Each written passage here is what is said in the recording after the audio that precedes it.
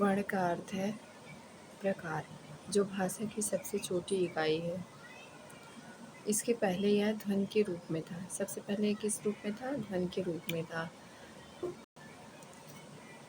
दूसरा पॉइंट आता है, अब दो या दो से अधिक वर्णों को मिलाकर शब्द बनाया गया और दो या दो से अधिक शब्दों को मिलाने पर वाक्य की रचना हुई, जिसमें सार्थकता उत्पन्न हो गई। दो या दो से अधिक वाक्यों का संग्रह ये गद्यांश को जन्म देता है। दो या दो से अधिक गद्यांशों के संग्रह पद गद्य या पद के रूप में पाठ्य इंगित करता है। तीसरा पॉइंट है, पाठों के संग्रह से पुस्तक की रचना होती है, जो कि हमें विषय अनुकूल ज्ञान की प्राप्ति कराती है। अब बात आती है वर्ण की। वर्ण किसे कहते हैं बच्चों? वर्ण भाषा की जो सबसे छोटी इकाई होती है, उसे हम क्या कहते हैं? ध्वनि कहते हैं। और इस ध्वनि को वर्ण कहते हैं। वर्ण दो प्रकार के होते हैं मुख्यतः। पहला होता है स्वर वर्ण, दूसरा होता है व्यंजन वर्ण। अब बात आती है स्वर वर्ण की। स्वर वर्ण किसे कहेंगे? जो वर्ण एक ही उच्चारण करने पर एक ही प्रकार की ध्वनि बनाता है। मतलब जब हम किसी वर्ण को उच्चारण करें तो उसमें क्या हो? एक ही ध्वनि आए तो उसे हम क्या कहेंगे? स्वर वर्ण कहते हैं। जैसे अ, इ, उ। ये कैसे है? कैसे शब्द है? ये कैसे स्वर है? ये प्राकृतिक स्वर है। मूलतः स्वरों की संख्या 11 है। यदि अन आह हमारे क्या होते हैं? अयोगवाह होते हैं। इन्हें क्या कहा जाता है? अयोगवाह। अयोगवाह को शामिल कर लिया जाए तो स्वरों की संख्या 13 हो जाती है। जैसे आ ई उ री मूल स्वर ए ओ औ अन आह स्वरों का वर्गीकरण। स्वर को मुख्यतः कई प्रकार से बांटा गया है, जैसे कि पहला है ह्रस्व स्वर, जिनके उच्चारण में कम समय लगता है वह ह्रस्व स्वर कहते हैं। जिनके उच्चारण में क्या होता है? कम समय लगता है, बहुत ही कम समय लगता है, उसे ह्रस्व स्वर कहते हैं। मतलब जैसे अ ई उ। दीर्घ स्वर क्या होते हैं? ह्रस्व स्वर से ज़्यादा समय लगता है, ह्रस्व स्वर से दुगुना समय लगता है, तो वह क्या कहलाते हैं? वह स्वर दीर्घ स्वर कहते हैं। जैसे आ ई उ ए ओ औ। अब हमारी बात आती है प्लुत स्वर की। जिन वर्णों के उच्चारण में स्वर वर्गों से कई गुना ज़्यादा समय लगता है उसे प्लुत स्वर कहते हैं। आ ई, इस तरीके से। विशेष संस्कृत में स्वर कुल कितने होते हैं? 13 होते हैं। उदाहरण में जैसे कि हम मान सकते हैं ल और री। प्राकृतिक स्वर 3 होते हैं, आ ई उ। आ ई उ, छोटा आ, छोटी ई, छोटा उ। व्यंजन क्या होते हैं? जिन जिन वर्णों के उच्चारण में दो ध्वनियाँ सुनाई पड़ती हैं वह व्यंजन वर्ण कहलाते हैं। जिन वर्णों के उच्चारण में दो ध्वनियाँ सुनाई पड़ती हैं वह व्यंजन वर्ण कहलाते हैं। जैसे व्यंजन वर्ण क्या है? का वर्ग, चा वर्ग, टा वर्ग, ता वर्ग, पा वर्ग। ये सारे इनके अलग अलग समूह होते हैं। जैसे का वर्ग में का, खा, गा, घा, अंगा। चा वर्ग में चा, छा, जा, झा, ञा। टा वर्ग में टा, ठा, डा, ढा, अड़ा। ता वर्ग में ता, था, दा, धा, ना। पा वर्ग में पा, फा, बा, भा, मा। अंतस्थ व्यंजन कौन से होते हैं? या, रा, ला, वा। या, रा, ला, वा। ठीक। और संघर्षी को ऊष्म व्यंजन भी कहते हैं। इसमें शा, शा, शा तीनों प्रकार के जो सा आते हैं वो होते हैं और उनके बाद क्या होता है? हा भी आता है। तो इसमें संयुक्त या ऊष्म व्यंजन जो होते हैं वो 4 होते हैं। संयुक्त व्यंजन क्या है? छा, त्रा, ज्ञा, स्रा। छा, त्र, ज्ञा, स्रा। ये हमारे कैसे कैसे व्यंजन है? संयुक्त व्यंजन है। अंतस्थ व्यंजन की बात करें, अंतस्थ व्यंजन जैसे कि आपको बताया गया या, रा, ला, वा। संयुक्त व्यंजनों का निर्माण कैसे होता है? जैसे संयुक्त व्यंजन जो होते हैं छा, मान लीजिए ये दो शब्दों को मिलकर के, दो शब्द आधे आधे मिलकर के एक पूरे शब्द का निर्माण करते हैं। जैसे संयुक्त व्यंजनों के निर्माण में आप ले लीजिए छा को ही। तो छा किस शब्दों से मिलकर के बना है? का, आधा क और काल आधा श से। त्रा जो है आधा ता और आधा र से। ज्ञा जो बना हुआ है आधा जा और आधा या से। शा जो बना हुआ है आधा शा और आधा र से। इन आपस में मिलाने पर या आपस में जोड़ने पर ये सारे शब्द संयुक्त व्यंजनों का निर्माण करते हैं। व्यंजनों का वर्गीकरण। अब व्यंजन हमारे कितने प्रकार के होते हैं इसको देखेंगे। व्यंजन पहला होता है हमारा स्पर्श व्यंजन। स्पर्श व्यंजन में क्या है, जिन व्यंजन वर्णों का उच्चारण करते समय वायु की टकराहट हमारे कंठ, तालु, मूर्धा, दंत, ओष्ठ को छूती हुई निकले हुए स्पर्श व्यंजन कहलाते हैं। स्पर्श मतलब क्या होता है, किसी चीज को छूना या टच करना। तो हमारे कहाँ से, कंठ से, तालु से, मूर्धा से, दंत से, ओष्ठ से। तो ये क्या होंगे, हमारे स्पर्श व्यंजन होंगे। स्पर्श ये क्या होंगे हमारे बेटा, स्पर्श व्यंजन होंगे। स्पर्श व्यंजनों का उच्चारण स्थान जैसे कंठ से क ख ग घ, का ख ग ज अंग। तालु का क्या स्थान होता है, तालु वाले जो शब्द होते हैं वो च छ ज झ ञ। मूर्धा वाले शब्द कौन से हैं, ट ठ ड ढ अड़ा। दंत, दंत मतलब जिनमें दांत का बिना दांतों के इस्तेमाल के ये नहीं निकाले जा सकते, जैसे त थ द ध न। ओष्ठ, ओठ का क्या, ओठ के वाले शब्द हैं प फ ब भ म। बच्चों समझ आया। अगर कोई भी कंफ्यूजन हो तो आप हमें डाउट अपना बता सकते हैं या क्लियर कर सकते हैं। स्पर्श व्यंजनों का उच्चारण स्थान एक बार फिर से रिपीट कर लेते हैं। कंठ से क ख ग ज अंग। तालु से च छ ज झ ञ। मूर्धा से ट ठ अण ढ ण। दंत से त थ त ध न।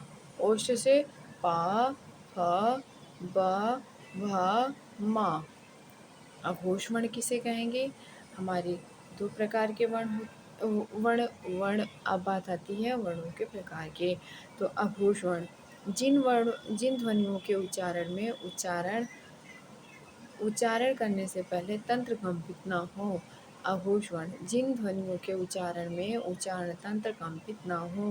प्रत्येक वर्ग का ऐसा शब्द, प्रत्येक वर्ग का पहला और दूसरा व्यंजन होता है, जैसे क च च छ ट ठ त थ प ह। का वर्ग में क ख ग घ अंगा। चा वर्ग में च छ ज झ ञ। टा वर्ग में ट ठ ड ढ अण। ता वर्ग में त थ द ध न। पा वर्ग में प फ ब भ म। इसमें क्या होगा, प्रत्येक वर्ग का पहला और दूसरा व्यंजन। प्रत्येक वर्ग का पहला और दूसरा व्यंजन। संघोष वर्ण किसे कहेंगे, जिन वर्णों के उच्चारण में कंपन हो ये वर्ण संघोष या घोष वर्ण कहलाते हैं। इसको संघोष को ही हम घोष वर्ण कहते हैं। संघोष को ही हम क्या कहते हैं, घोष वर्ण कहते हैं। जिन वर्णों के उच्चारण में कंपन हो वह वर्ण संघोष या घोष वर्ण कहलाते हैं। जैसे प्रत्येक वर्ग का पहला, तीसरा, चौथा व पांचवा वर्ण। जैसे प्रत्येक वर्ग का पहला, तीसरा, चौथा और पांचवा वर्ण। अल्प प्राण वर्ण क्या है, जिन व्यंजनों के उच्चारण से मुख से कम हवा निकलती है वह अल्प प्राण कहलाते हैं। अल्प प्राण क्या है, जिन व्यंजनों के उच्चारण से मुख से कम हवा निकलती है वह अल्प प्राण कहलाते हैं। जैसे प्रत्येक वर्ग का पहला, तीसरा और पांचवा वर्ण। महाप्राण वर्ण क्या है, प्राण वर्ण क्या है? जिन व्यंजनों के उच्चारण में अधिक वायु मुख से निकलती है वह महाप्राण व्यंजन कहलाते हैं। मतलब अल्प प्राण का अपोजिट महाप्राण, और महाप्राण वर्ण का अपोजिट अल्प प्राण होता है। अल्प मतलब थोड़ा, महाप्राण ज़्यादा। महाप्राण वर्ण में कौन कौन से आते हैं? जैसे प्रत्येक वर्ग का दूसरा और चौथा व्यंजन, प्रत्येक वर्ग का दूसरा और चौथा व्यंजन। अंतस्थ व्यंजन क्या है? अंतस्थ व्यंजन होते हैं जिन वर्गों का उच्चारण वर्णमाला के बीच अर्थात स्वरों और व्यंजनों के बीच होता है वह अंतस्थ व्यंजन कहलाते हैं। अंतस्थ व्यंजन क्या है? जिन वर्णों का उच्चारण वर्णन के बीच अर्थात स्वरों और व्यंजनों के बीच में होता है वह अंतस्थ व्यंजन कहलाते हैं। ऊष्म या संघर्षी व्यंजन किसे कहेंगे? जिन व्यंजनों को उच्चारण करते समय वायु किसी स्थान विशेष पर घर्षण करती हुई या रगड़ती हुई बाहर निकलती है और इससे गर्मी पैदा हो तो उसे हम क्या कहते हैं? ऊष्म या संघर्षी व्यंजन। ऊष्म या संघर्षी व्यंजन एक बार फिर से रिपीट करते हैं। जिन व्यंजनों को हम उच्चारण करते समय वायु किसी स्थान विशेष पर घर्षण करती हुई या रगड़ती हुई बाहर निकले, उससे गर्मी पैदा हो, उसे क्या कहेंगे? ऊष्म या संघर्षी व्यंजन। अगर आपसे कहा जाए ऊष्म व्यंजन या संघर्षी व्यंजन तो दोनों व्यंजन एक ही हैं। जैसे श, श, ह, ये आपके तीनों प्रकार के श और ह को मिला करके चारों शब्द जो होते हैं ऊष्म या संघर्षी व्यंजन होते हैं। अब बात करते हैं हम अतिक्षित या दीर्घुण व्यंजन किसे कहते हैं? वर्णमाला में जो वर्ण शब्दों के रूप में नीचे अनुस्वार बिंदु के साथ प्रयोग के रूप में लाए जाते हैं वह द्विगुण व्यंजन कहलाते हैं। इनमें जीभ पहले ऊपर उठती है, फिर जीभ मूर्धन्य स्थान पर आ जाती है। जैसे अण, ढ, अड़, ढ। संयुक्त व्यंजन क्या है? संयुक्त व्यंजन आपके होते हैं वर्णमाला में ऐसे व्यंजन वर्ण जो दो अक्षरों को मिलाकर बनाए गए हों वे संयुक्त व्यंजन कहलाते हैं। जैसे छ, त्र, ज्ञ, श्र। इसमें विशेष क्या है? वह वर्ण अन और अह कहलाते हैं क्योंकि इन वर्णों के उच्चारण में किसी अन्य वर्ण को प्रयोग में नहीं लाया जाता है। जैसे अन, आह, अन, आह। इसमें किसी शब्द का प्रयोग हुआ है? नहीं हुआ है, तो इनका भी स्वतंत्र उच्चारण होता है। जो अन और आह होते हैं इनका स्थान क्या होता है? स्वतंत्र उच्चारण होता है। शब्द शक्ति किसे कहते? शब्द शक्ति मनुष्य अपने मनोगत विचारों को दूसरे पर जिस भाषा के माध्यम से लिखकर या बोलकर प्रकट करता है वह भाषा शब्दों के समूह से मिलकर के बनती है। मतलब मनुष्य जो है हम प्राणी जो हैं अपने मनोगत विचारों को दूसरे पर जिस भाषा के माध्यम से लिख कर या बोल कर प्रकट करते हैं। मतलब जैसे मैं आपको समझाने का प्रयास कर रही हूँ या मैं आपको लिख करके समझाने का प्रयास करूँ तो वह भाषा शब्दों के समूह से मिल कर के बनी होती है। मतलब छोटे छोटे शब्द कई शब्दों से मिल कर के बना होता है। शब्द दो प्रकार के होते हैं, पहले सार्थक और दूसरे क्या है? निरर्थक। सार्थक से आपको जैसे कि पता चल रहा है साहित्य या काव्य में सार्थक शब्द ही अपेक्षित है। सार्थक शब्द के कई अर्थ साहित्यिक दृष्टि से निकलते हैं जैसे वाचक, लक्षण और व्यंजक। ये तीन सार्थक शब्द हैं। पहला कौन सा? वाचक, दूसरा लक्षण, तीसरा व्यंजक। ये हमारे तीन सार्थक शब्द हैं। शब्द के विभिन्न अर्थ बताने वाले व्यापार अथवा साधन को शब्द शक्ति कहते हैं। यह तीन प्रकार की होती हैं। यह कितने प्रकार के होते हैं? तीन प्रकार के होती हैं। पहला हमारा है इन प्रकारों में पहला है अविधा शक्ति। अविधा शक्ति। जिस शब्द के श्रवण मात्र से उसका परस्पर प्रसिद्धि अर्थ सरलता से समझ में आ जाए उसे अभिधा शब्द शक्ति कहते हैं। उसे क्या कहेंगे? अभिधा शब्द शक्ति। जिस शब्द के श्रवण मात्र से मतलब सुनने मात्र से उसका परस्पर प्रसिद्ध अर्थ सरलता से समझ आ जाए उसे अभिधा शब्द शक्ति कहते हैं। जैसे आपसे कोई बात कर रहा है, आपको उसकी बातें पूर्णतया सारी बातें समझ आ रही हैं, तो इसे हम क्या कह सकते हैं? अभिधा शक्ति। ठीक है, अभिधा शक्ति। जैसे बैल बड़ा उपयोगी पशु है। बैल कैसा है? बहुत ही उपयोगी पशु है। रमेश के कान में पीड़ा है। रमेश के कान में पीड़ा है। इन वाक्यों में बैल का अर्थ पशु विशेष और कान का अर्थ श्रवण इंद्रियों से ही होता है, जो इन शब्दों के प्रचलित अर्थ हैं। जो इन शब्दों के क्या हैं? प्रचलित अर्थ हैं। लक्षणा शक्ति। लक्षणा शक्ति क्या है?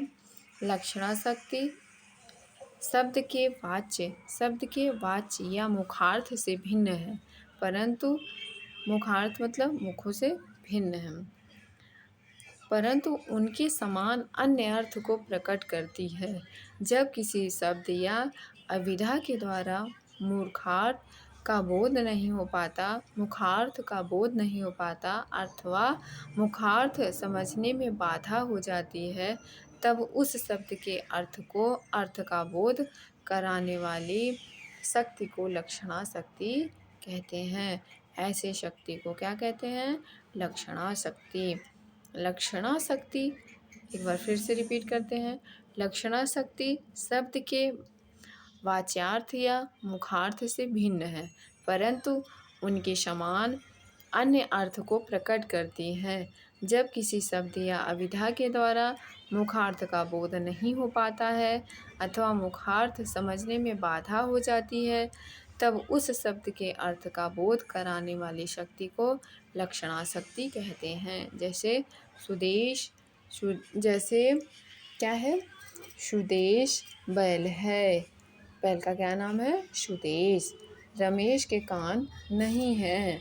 रमेश ऐसा है जिनके कान नहीं हैं। इन वाक्यों में सुदेश मनुष्य है, पशु नहीं है, किंतु उसे बैल कहने का तात्पर्य है बैल के समान बुद्धि शून्य है, जो दूसरों के नियंत्रण में रहा है। इसी प्रकार रमेश के कान नहीं हैं। इसका मतलब होता है कि वह सुनता नहीं है। यहाँ उक्त शब्दों का अर्थ अभिधा शक्ति द्वारा प्रकट न होकर लक्षणा शक्ति द्वारा प्रकट होता है। अब बात आती है व्यंजना शक्ति की। अब बात करते हैं हम व्यंजना शक्ति की। जब अभिधा और लक्षणा से अर्थ व्यक्त नहीं होता है, तब व्यंजना शब्द शक्ति की सहायता से व्यंग्यार्थ निकलता है। इसको ध्वनि कहते हैं। श्रेष्ठ कवियों और साहित्यकारों की रचनाओं में ध्वनि के कारण ही विशेष चमत्कार होता है। जैसे गंगा में घर है, इसका तात्पर्य है गंगा के समान घर की पवित्रता है। गंगा के समान क्या है? पवित्रता है। इंदौर मध्य प्रदेश की मुंबई है। इसमें मुंबई शब्द का ऐश्वर्य छिपा है। संपन्नता की जो ध्वनि है वही इंदौर के लिए भी प्रतीत होती है।